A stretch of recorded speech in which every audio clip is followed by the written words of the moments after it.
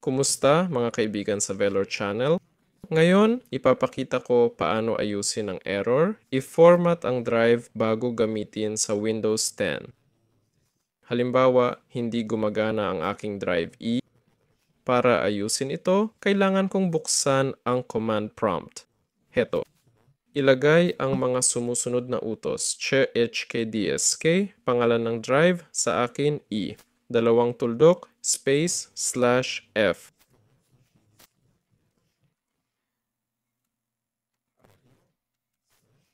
Pindutin ang Enter. May prosesong mangyayari.